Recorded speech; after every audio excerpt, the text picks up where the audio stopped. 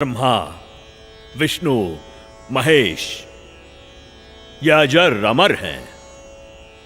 उनकी कभी जन्म या मृत्यु नहीं होती। वही तो सृष्टि के रचनहार हैं। उनका कभी विनाश नहीं होता। वो ही जगत के पालनहार हैं।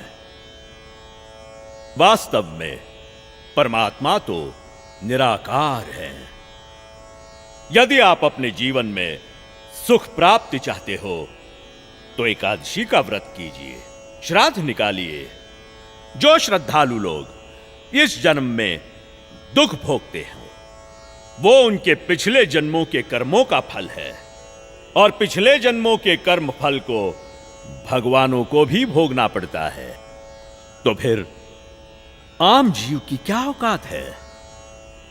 अगर परमात्मा की प्राप्ति चाहते हो तो हमारे साथ बोलिए, हरे राम राम राम हरे हरे, हरे राम राम राम हरे हरे, हरे कृष्णा कृष्णा कृष्णा हरे हरे, हरे कृष्णा कृष्णा कृष्णा हरे हरे। बोलो शेरा वाली माता की राधे राधे राधे राधे राधे राधे राधे राधे। भक्तों, यदि आप में से किसी के भी मन में कोई भी आशंका हो, कोई भी प्रश्न हो तो निसंकोच पूछिएगा। महात्मा जी, आप ये भोली भाली जनता को क्यों गुमराह कर रहे हो? अरे दुष्ट लड़की, तेरा ये बोलने का दुस्साहस कैसे हुआ? तेरे पास क्या आधार है कि मैं जनता को गुमराह करता हूँ? लगता है ये हिंदू विरोधी है। ए चल नीचे बैठ।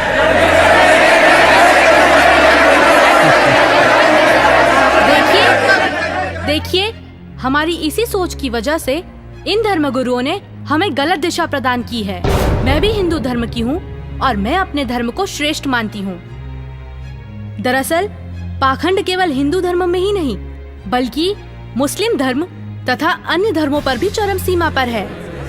लेकिन ये हिंदू धर्म की आड़ में नकली संत अपना मनमाना आचरण करके शास्त्रों के विरुद्ध ज्ञान दे रहे हैं, और यही कारण है कि भक्ति करने वाले भक्त को वो लाभ नहीं मिले जो मीराबाई को मिला है, ध्रुव प्रहलाद को मिला है, नानक जी को मिला है। मैं किसी का विरोध नहीं कर रही। मैंने खुद अपने शास्त्रों को पढ़ा है और मेरे मन में भी कुछ प्रश्न हैं। लेकिन दुर्भाग्यवश हमारे समाज में अपने धर्म को, अपने शास्त्रों को, अपने परमात्मा को जानने की कोशिश करता है तो उसे आप जैसे भोले श्रद्धालु धर्म विरोधी समझने लगते हैं। पर आज मैं जो आप सभी को सच्चाई बताने जा रही हूँ, जो शायद आपने पहले कभी नहीं सुनी होगी।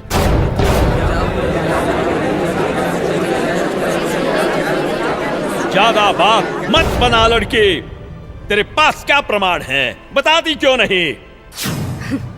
महात्मा जी, थोड़ा धीरज रखिए और सुनिए। आप ही ने तो कहा था ब्रह्मा, विष्णु, महेश अजर अमर हैं, उनका कभी विनाश नहीं होता, वही सृष्टि के रचनाहार हैं। मैंने टीवी पर एक संत रामपाल जी का सत्संग सुना, उसी से पता चला। पता है उन्होंने क्या कहा? रुकिए एक मिनट, अभी बताती हूँ।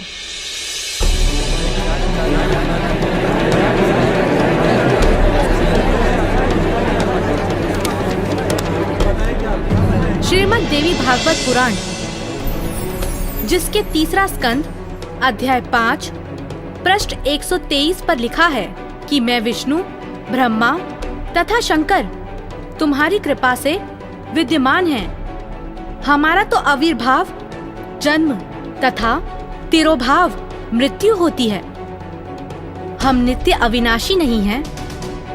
श्रीमद् भागवत महापुराण तीसरा स्कंद अध्याय 4 पृष्ठ 10 श्लोक 42 पर लिखा है, हे मात ब्रह्मा, मैं तथा शिव तुम्हारे ही प्रभाव से जन्मवान हैं, नित्य नहीं है, अर्थात हम अविनाशी नहीं हैं।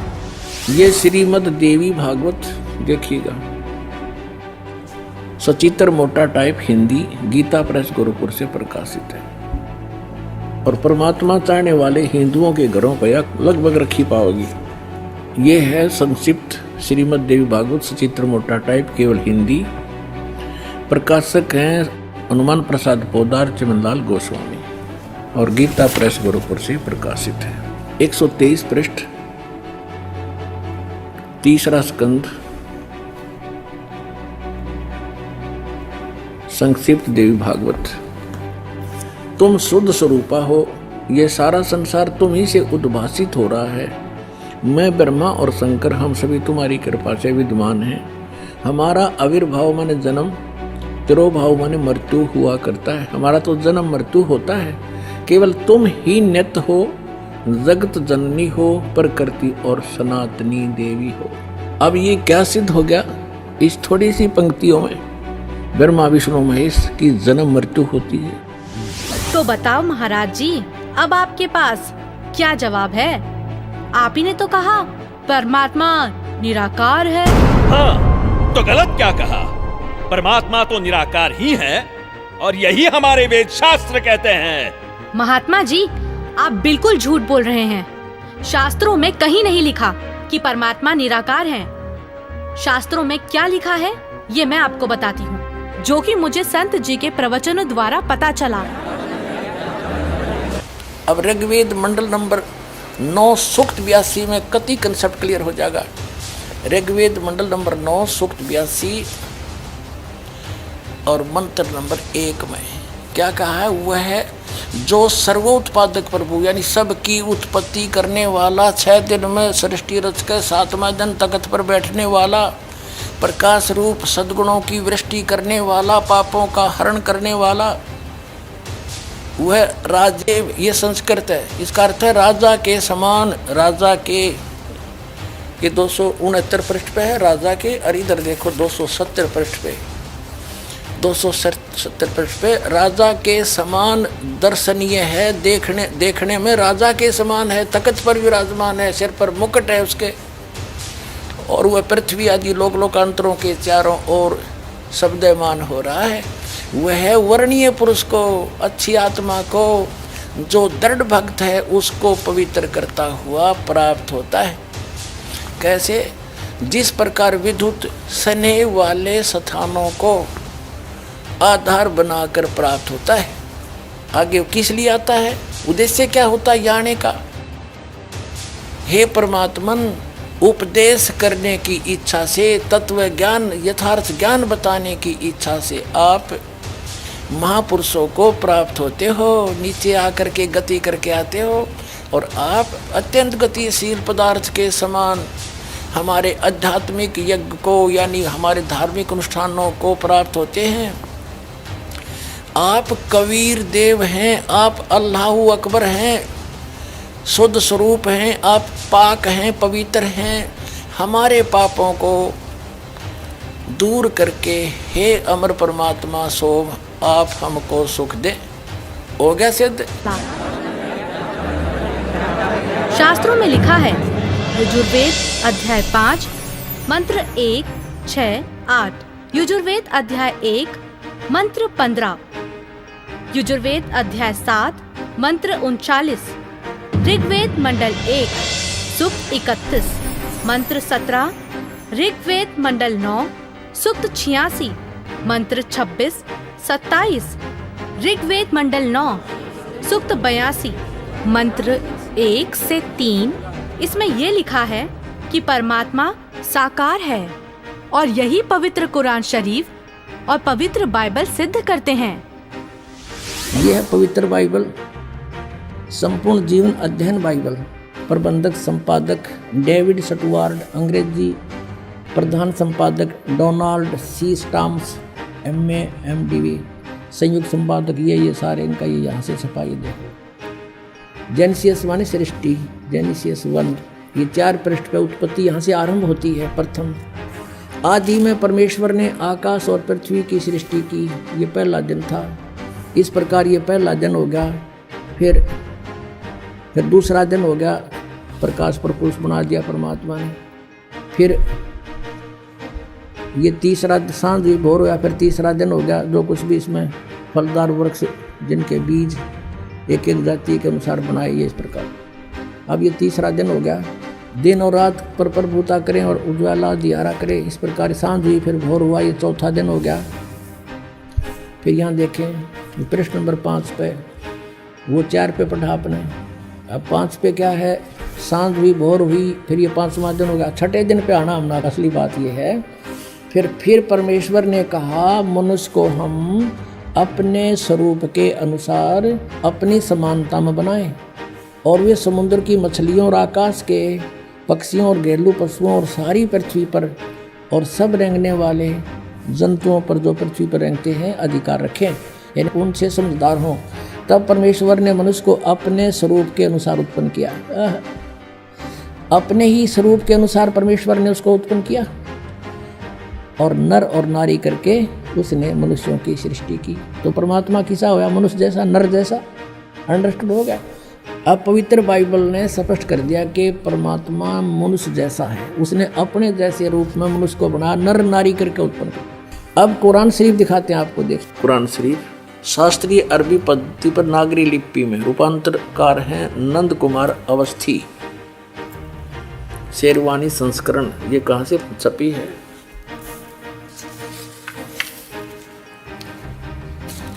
ये वही लिखा कि वो इस्लामी किताब, इसमें कोई संदेह की गुंजाइश नहीं है।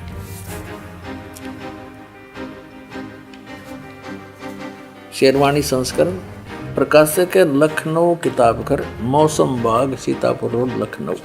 हम यहाँ पढ़ेंगे, हिंदी पढ़ेंगे।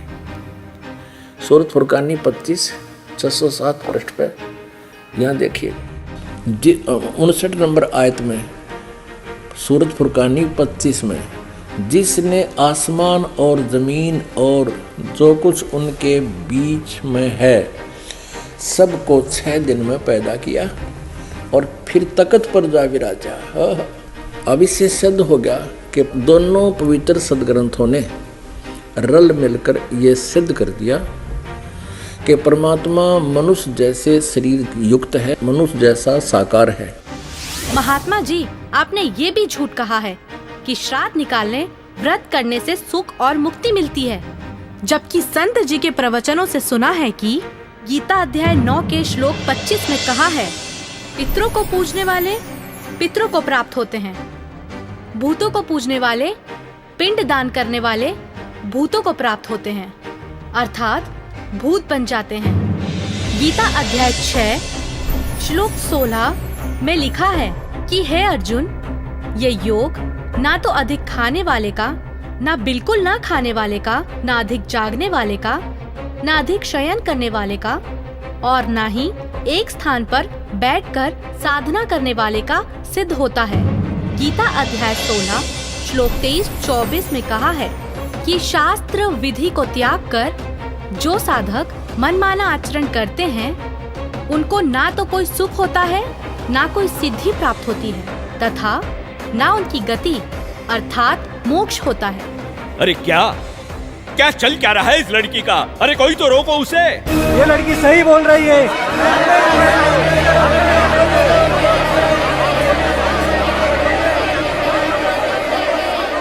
और हद तो तब हो गई बाबा जी, जब आपने कहा परमात्मा पाप नहीं काटते, कर्म का भोग तो भोगना ही पड़ता है, चाहे कितनी ही भक्ति कर लो। सब झूठ है, सब। आपको पता है हमारे शास्त्र क्या प्रमाणित करते हैं? मैं बताती हूँ, जो कि मुझे संत जी के प्रवचनों द्वारा पता चला है।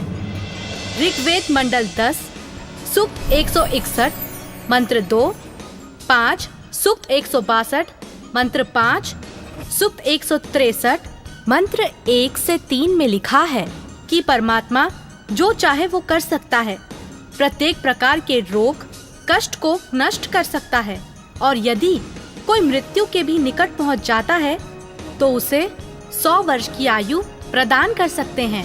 अब देखिए वेद इसको प्रमाणित करेंगे कि परमात्मा घोर पाप का विनाश कर देता है।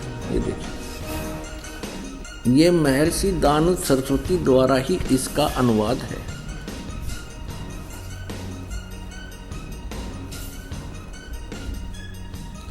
प्रकाशक हैं सर्वदेशिक आर्य प्रतिनिधि सभा 2/5 महर्षि दान भवन रामलीला मैदान नई दिल्ली से। यजुर्वेद आर्य भाषा भाष्य संपूर्ण 40 अध्याय महर्षि दानंद सरस्वती कृत यानी दानंद जी के द्वारा इनका अनुवाद है। मुद्रक है Prince offset printers 1510 Pataudi house Daryaganj नई दिल्ली से। अब देखिएगा यजुर्वेद के 8वें अध्याय का 13वां मंत्र स्पष्ट करेगा। ये 8वां अध्याय और 241 पृष्ठ पे 8वें अध्याय का 13वां श्लोक। इसमें क्या लिखा है कि देव कर्तस्य एनस्य अवजनमसि, मनुष्य कर्तस्य एनस्य अवजनमसि, पितृ कर्तस्य एनस्य अवजनमसि, आत्म कर्तस्य एनस्य अवजनमसि। एनस्य एनस्य घोर एनस्य एनस्य माने अपराध के अपराध यानी घोर पाप के भी। अब आपको इसका यहाँ दिखाते हैं 242 पृष्ठ पर इन्हीं का अनुवाद किया हुआ। ये 242 पृष्ठ पे। हे सबके उपकार करने वाले मित्र आप।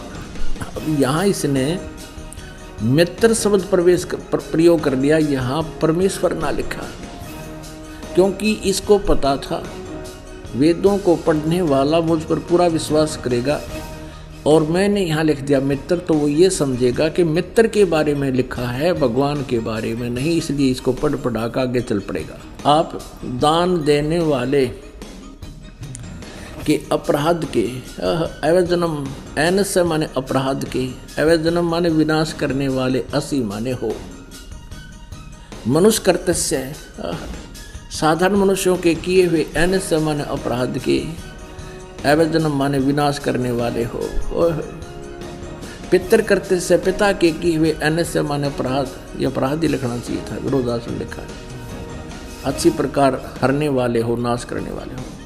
अपने किए हुए, एनस्य माने पाप के, एनस्य कहो, एनस्य का अर्थ पाप कहो, एनस्य माने अपराध कहो, एनस्य माने अपराध या पाप एक ही अर्थ होता है। एनस्य माने पाप के दूर करने वाले, अवजनम माने नाश करने वाले, अवजनम विनाश करने वाले हो, अवजनम माने विनाश करने वाले हो। एनस्य एनस्य अधर्म के अधर्म यानी घोर पाप के भी, अवजनम माने नाश करने वाले हो।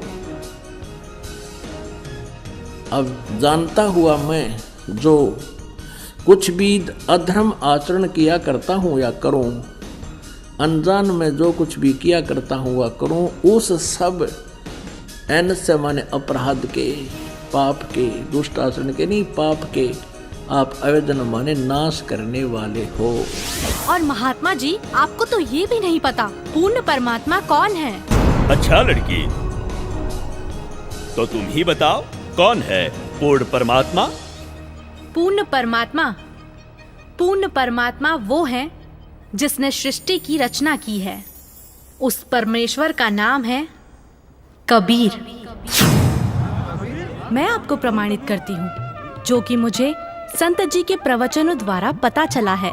प्रमाण 1, पवित्र यजुर्वेद अध्याय 29 मंत्र 25। जिस समय भक्त समाज को शास्त्र विधि त्याग कर मनमाना आचरण कराया जा रहा होता है, उस समय कबीर देव तत्व ज्ञान को प्रकट करता है। प्रमाण 2, पवित्र सामवेद संख्या 359 अध्याय नंबर 4 के खंड नंबर 25 का श्लोक नंबर 8, जो कबीर देव तत्व ज्ञान लेकर संसार में आता है, वह सर्वशक्तिमान है तथा काल के कर्म रूपी किले को तोड़ने वाला है, सर्व सुखदाता है तथा सर्व के पूजा करने योग्य है। ऋग्वेद मंडल 9 सूक्त 86 मंत्र 17। ऋग्वेद मंडल 9 सूक्त 86 मंत्र 18। ऋग्वेद मंडल 9 सूक्त 86 मंत्र 19। ऋग्वेद मंडल 9 सूक्त 86 मंत्र 20। अथर्ववेद कांड नंबर 4 अनुवाक नंबर 1 मंत्र नंबर 7। मुस्लिम धर्म के पवित्र शास्त्र कुरान शरीफ सूरत फुरकानी 25 आयत 52 से 59 में लिखा है कि कबीर परमात्मा ने 6 दिन में सृष्टि की रचना की तथा 7वें दिन तख्त पर जा विराजा। जिससे परमात्मा साकार सिद्ध होता है। राग तिलंग महला 1, पंजाबी गुरु ग्रंथ साहिब, पृष्ठ नंबर 721। बाइबल में भी लिखा है, सृष्टि की रचना परमात्मा ने की, जिनका नाम है कबीर।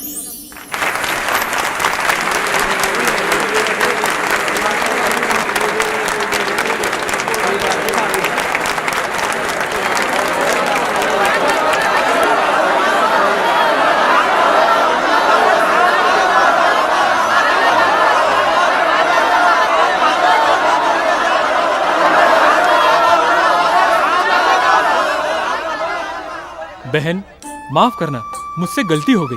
असल में हिंदू विरोधी तो ये नकली संत है जो हमें शास्त्रों के विरुद्ध भक्ति बता रहा है। आपने तो हमारी आंखें खोल दी। बहुत बहुत धन्यवाद आपका। धन्यवाद तो संत रामपाल जी महाराज का कीजिए, जिन्होंने इस अनमोल ज्ञान को भक्त समाज को समझाया है। उन्हीं के ही तो टीवी चैनल पर सत्संगों को सुनकर मैंने इस अनमोल ज्ञान को प्राप्त किया है। हर रोज टीवी पर सैकड़ों बाबा आते हैं, लेकिन सही भक्ति तो संत रामपाल जी महाराज ही बताते हैं। तो बोलो संत रामपाल जी महाराज की जय। संत रामपाल जी महाराज की जय। संत रामपाल जी महाराज की जय। आओ सब मिलकर जागरूकता लाए, पाखंड और अंधविश्वास को जड़ से मिटाए। अंधश्रद्धा भक्ति मानव जीवन के लिए बेहद खतरनाक है। शिक्षित समाज से निवेदन है कि नकली और शास्त्र विरुद्ध साधना बताने वाले धर्म गुरुओं से बचे तथा नकली धर्म गुरु का विरोध करे। सभी धर्मों में पाखंडवाद चरम सीमा पर है। समाज को चाहिए कि गलत साधना बताने वाले धर्म गुरुओं का डटकर विरोध करे। पुस्तक अंधश्रद्धा भक्ति खतराए जान को पढ़े।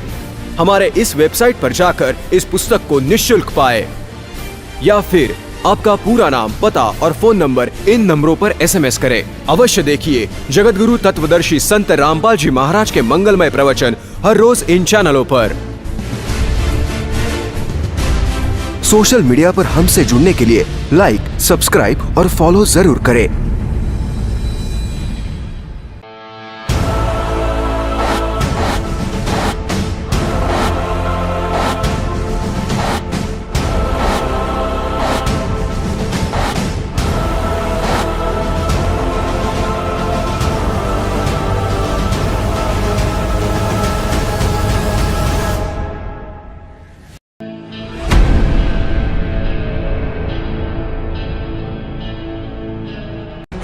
भारत के सभी राजनेताओं, स्वामियों, धर्मगुरुओं और शंकराचार्यों को मुसलमान धर्म के प्रवक्ता डॉक्टर जाकिर नायक की खुली चुनौती।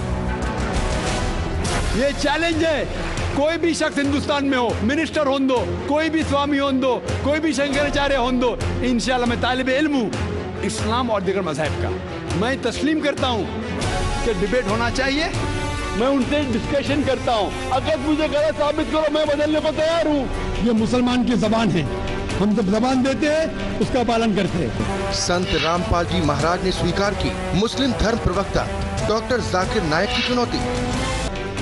मुस्लिम धर्म प्रवक्ता डॉक्टर जाकिर नायक हैं सादर आमंत्रित, जब चाहे कर सकते हैं संत रामपाल जी महाराज के साथ ज्ञान चर्चा। डॉक्टर जाकिर नायक के इस चैलेंज को स्वीकार करता हूँ, लेकिन अपने उस वायदे को याद रखना जिसमें कहा है कि जो मुझे झूठा सिद्ध कर देगा, गलत सिद्ध कर देगा, मैं अपने आप को बदल लूँगा। चैलेंज, आपको 10 पॉइंटों पर झूठा कर दूंगा सिद्ध, और कभी भी आकर के वो अध्यात्मिक ज्ञान चर्चा करता।